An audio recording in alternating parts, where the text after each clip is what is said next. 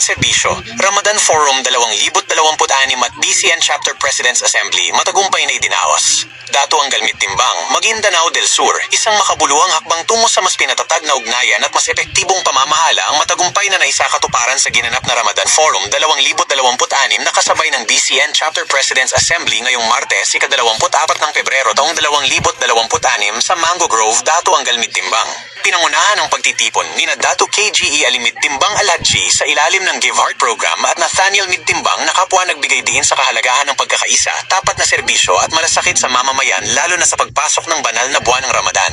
Mahahalagang punto ng aktibidad. Hindi lamang ito isang formal na pagtitipon kundi isang mahalagang plataporma para sa palitan ng ideya na karoon ng makabuluhang talakayan ng mga opisyal at BCN Chapter Presidents hinggil sa pagpapalakas ng mga programang pangkaunlaran sa lalawigan. Pagpapalakas ng ugnayan pinatibay ang koordinasyon sa pagitan ng iba't ibang sektor at ng pamahalaang panlalawigan bilang pundasyon ng epektibong pamumuno. Espiritu ng Ramadan, binigyang diin ang diwa ng pag-aayuno, pagninilay, pagkakaisa, at kapayapaan bilang gabay sa mas makataong pamamahala. Isang hakbang tungo sa mas maunlad na lalawigan. Sa kanilang mensahe, muling iginiiti na Governor Mitimbang at Mayor Nathaniel Mitimbang ang kanilang paninindigan sa pagsusulong ng mabuting pamamahala, good governance at tuloy-tuloy na pag-unlad sa buong Maguindanao del Sur. Ayon sa mga lider, ang pagtitipon ay sumasalamin sa nagkakaisang layunin ng pamahalaan at ng iba't ibang sektor na tiyaking mananatiling mapayapa, maayos at maunlad ang lalawigan.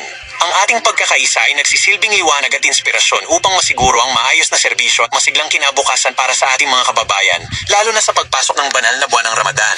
Sa pamamagitan ng ganitong mga hakbang, patuloy na ipinapakita ng pamahalaang panlalawigan ng busilak na puso at tapat na serbisyo para sa taumbayan, isang pamumunong malapit sa masa at nakatuon sa konkretong aksyon.